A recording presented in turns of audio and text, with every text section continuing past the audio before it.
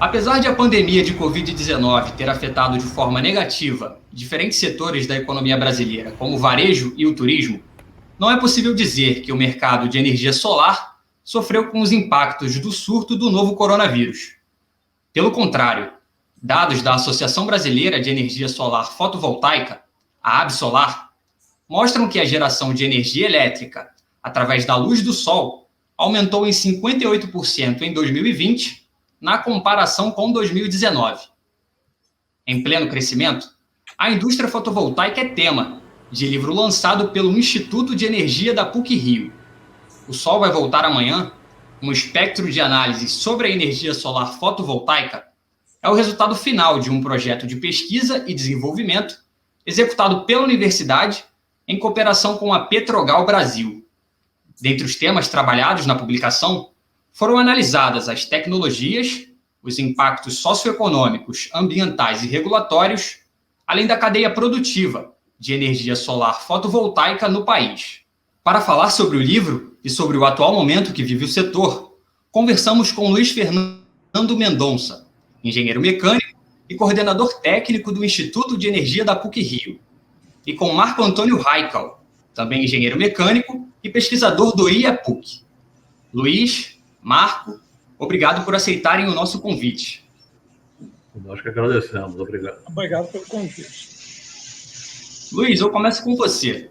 Qual o panorama do setor de energia solar fotovoltaica no Brasil e o que vocês almejam com a publicação desse trabalho? O crescimento da energia solar no Brasil tem sido, nos últimos 3, 4 anos, galopante, né? Nós, principalmente na parte de de geração distribuída. Ela, alternativamente, né, as energias que são tradicionalmente disponibilizadas, né, para o Brasil, para o consumidor brasileiro, ela trouxe uma grande vantagem, que é o controle individual de cada um sobre aquilo que pode ou não consumir a mais, né, e trazendo grande resultado na economia e viabilizando grandes projetos, e não só grandes projetos, mas também projetos individuais, colocados em casas, em empresas, shoppings e tal, isso já na parte de geração distribuída, onde os resultados têm sido bastante relevantes. O que acontece é que nós não tínhamos ainda uma visão integrada de todos os temas que envolvem, né, não só a parte da geração em si, mas todo o engajamento produtivo, a cadeia de valor que faz parte desse processo.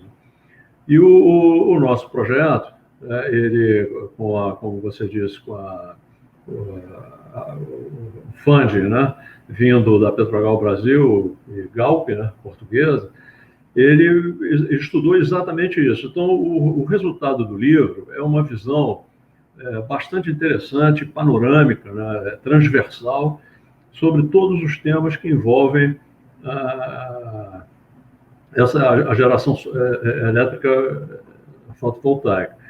E mais, né, ele não é um livro somente voltado para cientistas, né? Ele é um livro que uma pessoa comum consegue entender, né, o contexto da energia solar fotovoltaica no Brasil em função de cada um dos temas tratados. Marco, alguns fatores precisam ser levados em consideração antes da implementação de um sistema de energia solar fotovoltaica. Quais são eles e por que o Brasil é considerado um dos países com maior potencial para a produção de energia solar do mundo? Bom, uma das principais coisas que precisa ser levada em conta é a solarimetria do local, né? A quantidade de radiação solar, radiância, que existe no local. Então, você precisa levantar esse dado. Existem diversos modelos solarimétricos, alguns são por satélite, outros não. E uma das coisas que nós fizemos no livro foi comparar os diversos modelos com medições efetuadas, para verificar quais desses modelos são mais precisos. porque isso tem a ver diretamente com o retorno do investimento que você vai fazer. Então, quando você vai fazer um empreendimento, você precisa ter uma previsão de quanta energia você vai poder gerar ao longo de um ano, né? Isso é importante para você saber o retorno do seu investimento. Outra coisa que tem que ser levada em conta é o tipo de tecnologia que você vai utilizar. Então, existem diversos tipos de módulos fotovoltaicos, e é interessante porque a tecnologia está avançando muito rapidamente. Então, um módulo que hoje é o mais adequado, dá um melhor retorno, talvez daqui a 3, 4 meses já não seja o mais adequado, porque um novo módulo já foi lançado com mais potência e por um preço muito mais baixo. Luiz, como que funcionam os modelos de geração de energia centralizada e distribuída e o que torna essa segunda opção mais vantajosa para quem pensa em investir em energia solar fotovoltaica? Os modelos de geração centralizada são aqueles que representam um grande volume de investimentos. Então, em geral, são leilões que são feitos. Essas soluções, elas apresentam um preço para a energia gerada e também uma data de entrada em operação. Então, são usinas de grande porte, elas estão ligadas, né, ao grid, então elas se interconectam através do grid e são distribuídas para as distribuidoras atuais, né, que estão operando já no Brasil há bastante tempo. Então, você tem uma fonte que é de geração, é uma usina que é de geração, você tem a parte de transmissão, que é uma outra, um segmento, né, do setor, e você tem a distribuidora, que é aquela que, em geral, envolve estados, né, 1 ou 2 estados conjuntamente, ou um só, mas que leva essa energia até o destino final. Então, quando você fala de geração centralizada, você está falando desses grandes investimentos e que tem o objetivo de chegar ao destinatário final do uso da energia, né, que pode ser uma empresa, pode ser um domicílio, dessa forma, usando não só a transmissão, mas também toda a parte de distribuição já instalada nas cidades, né, e municípios.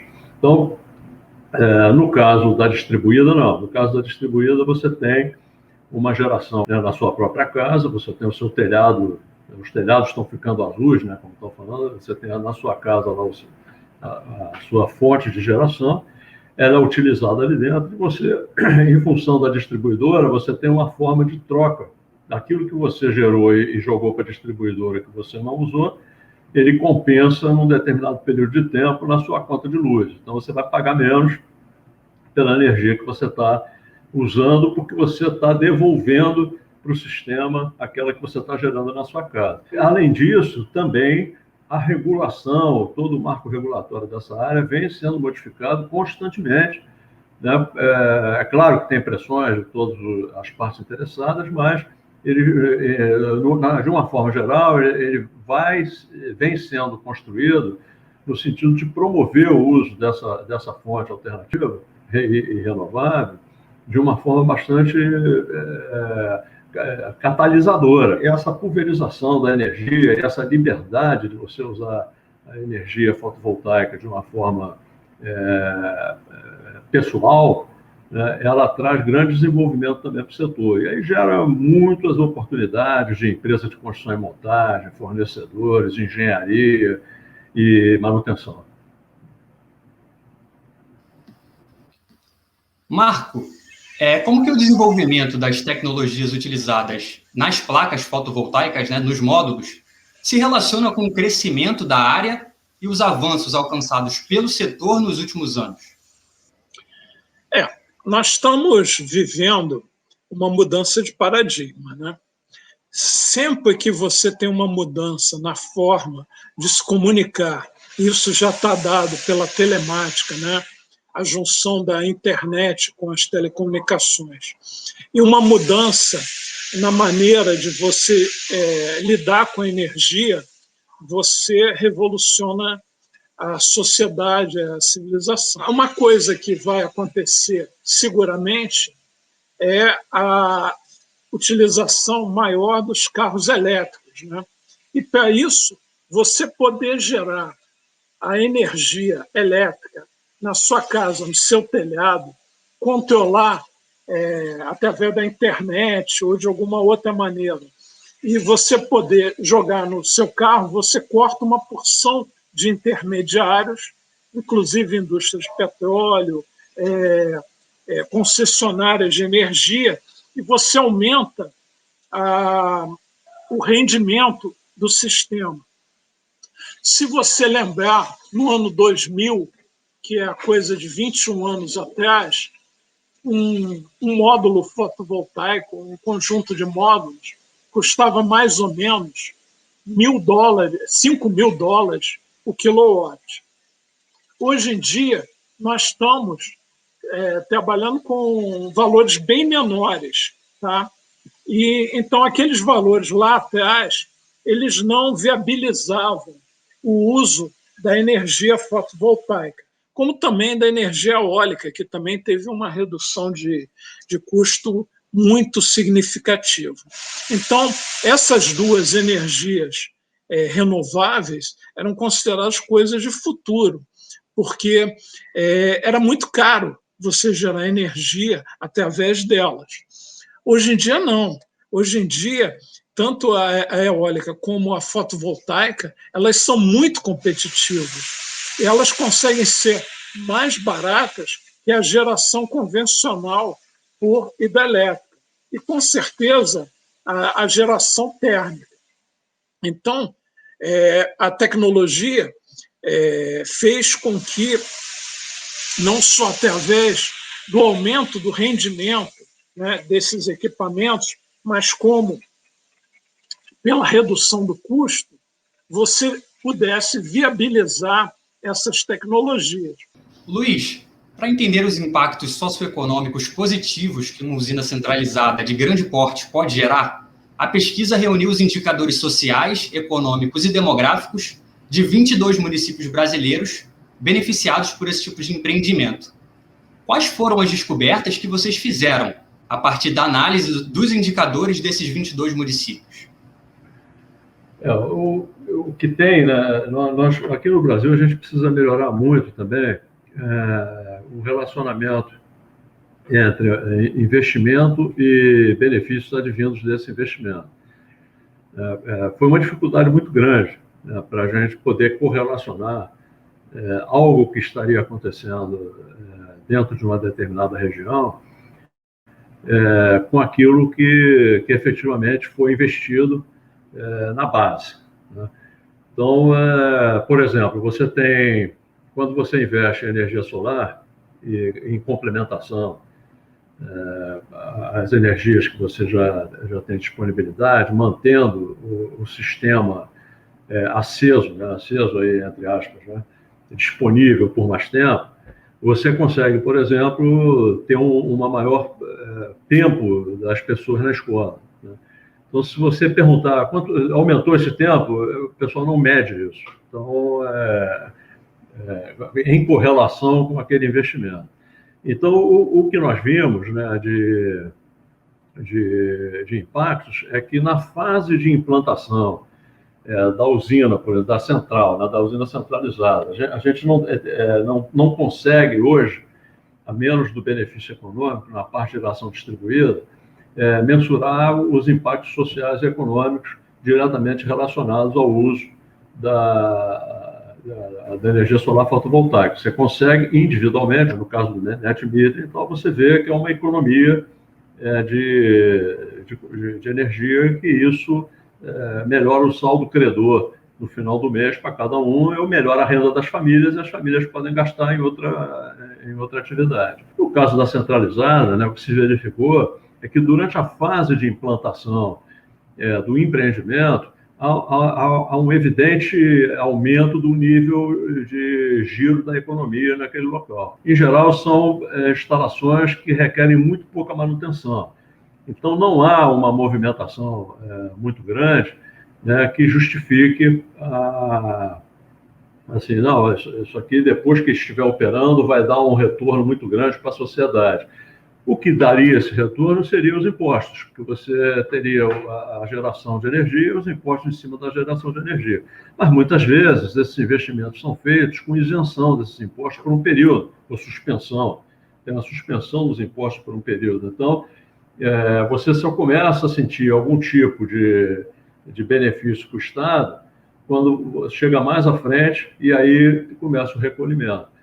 Marco, atualmente 83% da nossa matriz elétrica são de fontes renováveis.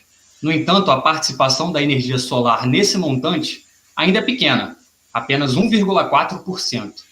Falta investimento ou vontade política para mudar esse cenário? Bom, a questão é a seguinte: hoje já está próximo de 2, tá? Mas era traço há 2 anos atrás. Então, a gente está subindo exponencialmente. A maior parte da energia renovável da nossa matriz vem das hidrelétricas, que estão mais ou menos paradas, elas estão crescendo muito pouco, e da utilização de biomassa, principalmente vinda das usinas de cana, né? Bagaço de cana, basicamente, em ciclo Rankine, você gera energia nos ciclos a vapor. Então, tanto a energia fotovoltaica como a energia eólica eram zero, nem apareciam, né? Estavam abaixo de coisas muito pequenas, até como coqueria, esse tipo de coisa. Hoje em dia, não. Em 2 anos, você já teve esse aumento da solar fotovoltaica. Acredito até que esse aumento que você mencionou de 50% durante a pandemia seria ainda maior se a gente não tivesse a pandemia. Mas, mantendo os incentivos do jeito que estão, a tendência é da solar fotovoltaica aumentar significativamente, porque é um ótimo negócio para a geração distribuída e também é um ótimo negócio para a geração distribuída, para a geração centralizada. O que acontece é que sempre que uma coisa está funcionando bem, você começa a ter pessoas que são prejudicadas de alguma maneira, começam a querer mudar as coisas. Então, já há tentativas de você modificar alguma coisa nos incentivos que existem da ANEEL. Por outro lado, como o dólar está subindo bastante, isso prejudica, né? Porque você tem a maior parte dos módulos fotovoltaicos vindo de fora e também os inversores. No entanto, por outro lado, as indústrias internacionais elas vêm diminuindo o custo. Isso, de certa forma, consegue equilibrar. Ao longo do ano passado, nós tivemos um aumento médio de 20% nos equipamentos solares fotovoltaicos. Tá? Isso foi mais por causa do aumento do dólar, que foi acima do que os fabricantes conseguiram diminuir o custo dos equipamentos. Então, esse aumento já é um fator que prejudica. Se você ainda tiver modificações na questão do net metering, na questão da injeção da energia, e depois você resolver, isso pode prejudicar ainda mais. Mas, se não, a tendência é que você tenha continue esse grande aumento. Isso tem vantagens para todo mundo, que não são vistas o país tem uma grande vantagem porque não precisa investir tanto em geração centralizada. Então, nos horários em que você tem mais calor, é quando você está gerando mais energia e você está injetando isso na rede. Então, por exemplo, eu quando gero, eu estou injetando na rede. Quem está utilizando não é uma pessoa em outro bairro, é o meu vizinho aqui, entendeu? Então, a concessionária está deixando de gastar isso e você está economizando água nas represas. Então, você não precisa entrar também com a geração térmica. Então, isso tudo tem uma série de vantagens, inclusive ambientais, para o país. Então, os empreendedores gastam o seu dinheiro, né, investem o seu dinheiro, geram energia, o país precisa aumentar menos a geração centralizada, isso é economia para o país como um todo. Você tem economia na transmissão, porque você acaba tendo energia consumida a uma pequena distância da geração e tem uma série de vantagens aí para o país, inclusive ambientais, que você deixa de queimar gás natural, queimar diesel e outras maneiras que têm os seus problemas ambientais.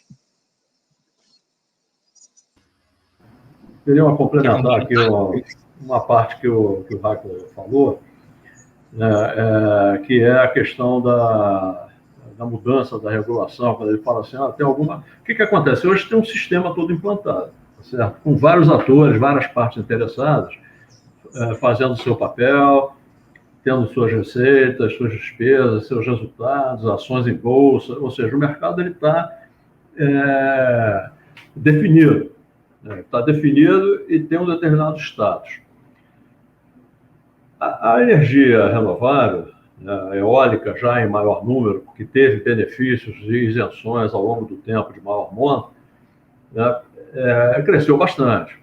A solar, ela começa muito tímida e dá um crescimento do ano passado de 2019 para 2020, cresceu 100% o mercado. É muita coisa? Não, ainda é muito pequeno, tem muita coisa para crescer.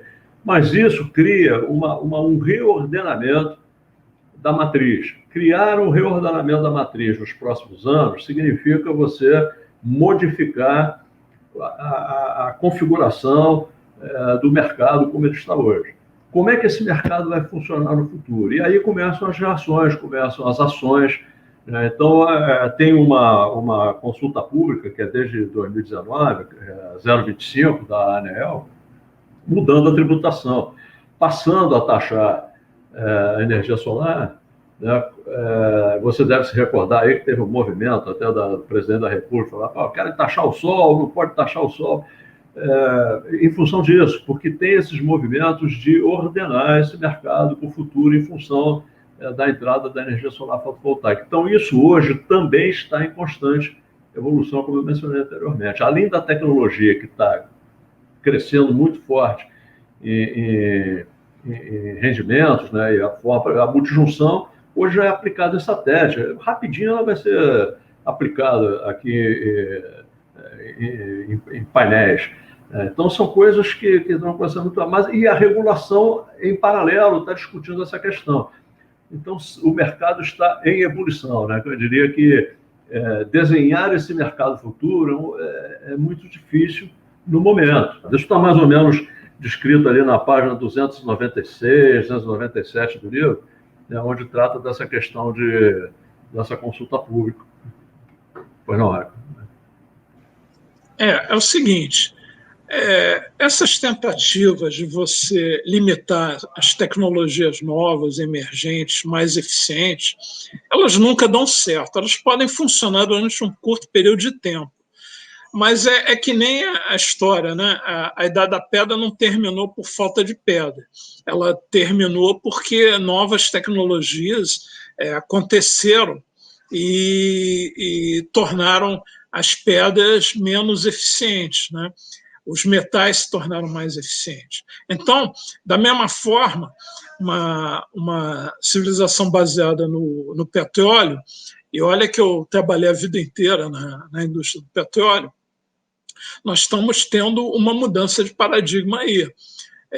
Então, a tendência é que o petróleo se torne, né, uma matéria-prima para fazer química fina, né, e menos para combustíveis. É uma tendência grande da eletrificação, né, tanto em termos de automóveis como em geral.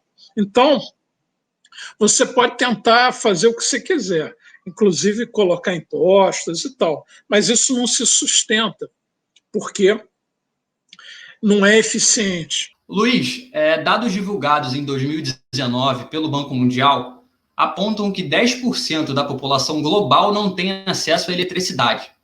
No Brasil, só na Amazônia Legal, 900 mil pessoas sofrem com a falta desse serviço essencial. Nas próximas décadas, a demanda por energia elétrica deve aumentar, acompanhando o crescimento da população mundial. De acordo com a ONU, seremos 13 bilhões de pessoas habitando a Terra até 2100. Uma maior adesão à energia solar não é o caminho para a gente solucionar o problema da falta de abastecimento de energia elétrica que afeta os países? Excelente pergunta, Gabriel, porque o que acontece? A gente tem que adotar, né, como estratégia superior, assim, em qualquer nível do país.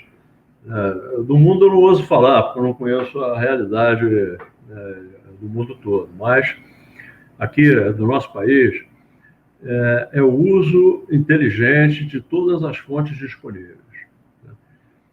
E aí, se você pegar o Brasil, ele tem muitas regiões que são chamadas regiões isoladas, né, onde não existe ligação com grid, a geração basicamente é feita com diesel, embora algumas comunidades e tal já estejam com solar fotovoltaico implementado, mas na sua grande maioria é diesel. Eu vejo que o futuro, né, dessas regiões isoladas, ela é o que nós estamos trabalhando agora, né, no novo projeto, que é a hibridização.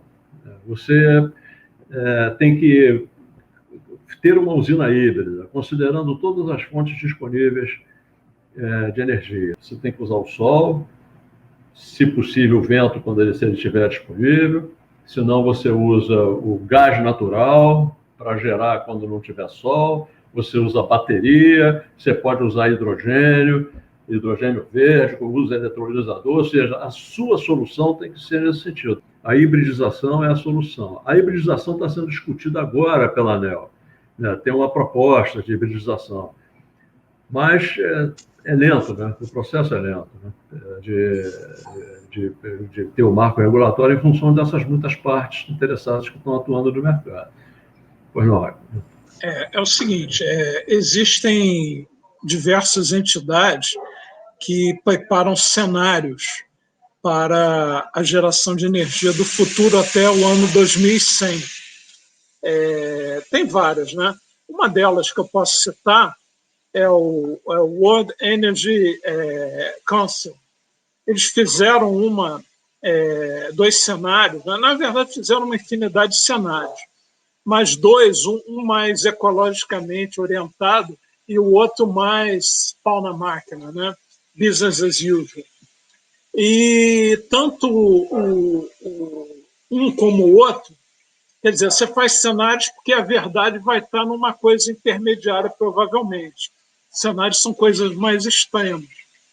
Mas todos os dois, eles levam em conta que a maior parte do aumento de geração que vai ocorrer daqui a 2100 vai ter tanto fonte solar, como fonte eólica, como também as novas biomassas, né? As novas tecnologias de biomassa mais eficientes, que são a gaseificação, a pirólise, são tecnologias que não são apenas de queima da biomassa, mas é uma coisa mais eficiente, que inclusive você pode fazer uma química a partir dessa biomassa. Você pode produzir não só combustíveis, mas plásticos, lubrificantes, a partir de biomassa também.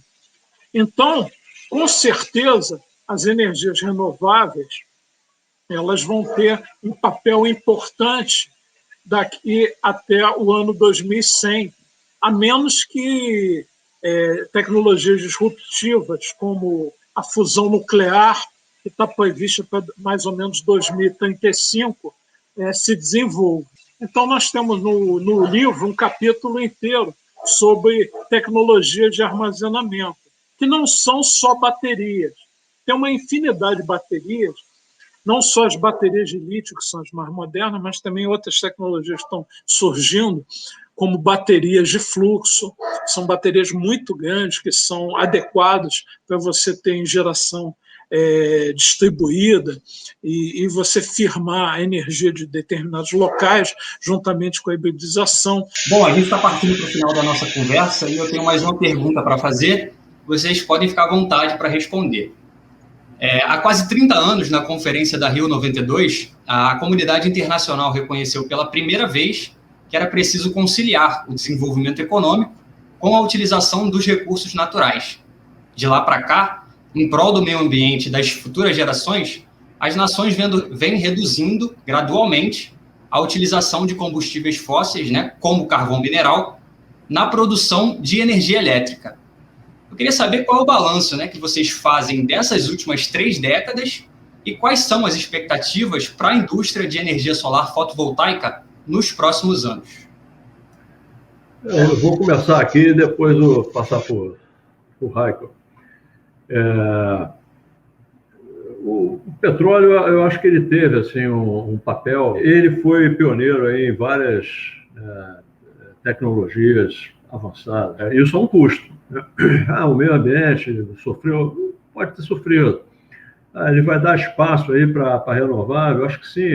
A transição energética está aí, veio para ficar, a descarbonização veio para ficar. Leva um tempo. Ele vai continuar dando suporte ao desenvolvimento das renováveis, né? E isso vai ser uma passagem, na minha opinião, a despeito aí da grande ênfase que se dá na transformação, ela vai ser uma passagem gradual. Não creio, né, que agora vamos deixar o petróleo embaixo da terra. Não, ele vai ter muito valor, muito mais valor, né? Eu vou pegar petróleo, passar numa refinaria, onde eu tenho uma destilação atmosférica, tenho um subproduto, e depois eu vou fazer um combustível para automóvel e ônibus, e trem, etc. e tal, que tem uma multiplicação de valor aí de 3, 4, eu vou usar o petróleo na química fina, o gás natural na química fina, na petroquímica, etc., que tem uma multiplicação de 30, 40 vezes do preço que você entrou naquela unidade industrial. Então, ele ganha um outro patamar. Entendeu? Ele vai fazer produtos de muito mais alto valor. Passo aí para o Raiko. Se a gente lembrar a história, né, da tecnologia, no século XIX, a iluminação era a base de óleo de baleia, né? E algumas cidades como Londres, por exemplo, usavam carvão, o gás de água, né, que é uma espécie de gasificação de carvão para ter iluminação, que era altamente poluente. E a caça às baleias, né, quase que levou à extinção delas. Então, a primeira utilização do petróleo foi como querosene de iluminação. Então, de uma certa maneira, você pode dizer que o petróleo salvou as baleias, porque elas eram caçadas quase que à extinção, né? Diversas espécies chegaram à beira da extinção, e isso ia continuar. O último ano que as empresas de óleo de baleia deram lucro foi um lucro excepcional, porque elas caçaram muitas baleias. Logo em seguida, a utilização do querosene acabou com a indústria da baleia. E aí tinha um problema sério, que para produzir o querosene, você tinha um efluente que era o gasóleo. E ninguém sabia o que fazer com o gasóleo, né, que vinha do processamento do petróleo para você ter o querosene. Aí o pessoal da indústria do petróleo contratou a Universidade da Pensilvânia para saber o que fazer com aquele gasóleo. E aí eles falam, pô, mas tem uns caras lá na Alemanha, um tal de um Otto, um tal de um diesel, que inventaram um negócio chamado motor, e que funciona com óleo de amendoim, do diesel e outras coisas. Será que esse gasóleo não funciona para esses motores? E daí que vieram a gasolina, o óleo diesel e os outros derivados. Então, hoje em dia, eu acho, particularmente, que o petróleo é muito nobre para ser queimado. Ele é uma excelente matéria-prima de valor agregado altíssimo e deve ser usado para você fazer lubrificantes, petroquímica de um modo geral, plásticos, tecidos, tintas, uma série imensa, inclusive medicamentos, né, que você pode fazer a partir do petróleo. E você precisa de muito menos petróleo para essa petroquímica fina e gera muito mais dinheiro. Então, eu acho que vai haver nos próximos anos um reposicionamento, né, das empresas de petróleo para usar o petróleo mais como matéria-prima e outras formas de geração de energia, como eletrificação e outras, né? Também a ideia do hidrogênio verde, né? Que vem a partir da eletricidade, ela pode ser utilizada na questão da mobilidade. Então, nós estamos realmente passando numa transição. Quando você está no meio da transição, você não sabe muito bem para onde é que o negócio está indo. Você sabe que o negócio está meio caótico e está vindo gente de todos os lados, modificar, não, é biomassa, não é eólica, não é solar, não é isso, é aquilo, não sei o que lá, hidrogênio. E nessa área de energia, tem muito xiita, entendeu? Não, só o biodiesel que é legal, só o etanol que é legal, só a solar que é legal. Não, são todas legais, entendeu? A gente tem que descobrir o mix certo para cada país. E nisso, felizmente, o Brasil é privilegiado, porque a gente tem tudo. Esse mix é o que vai ser o ideal para o nosso país. É isso. Bom, quero agradecer aqui novamente ao Luiz, né? Ao Luiz Fernando Mendonça, coordenador técnico do Instituto de Energia da PUC, e o Marco Antônio Raical, pesquisador também do IAPUC, por todos os esclarecimentos, né? Eu tenho certeza de que o pessoal que está assistindo a gente aprendeu muita coisa hoje. Obrigado. Obrigado, nós que agradecemos. Um grande abraço. Um grande abraço, obrigado pelo convite.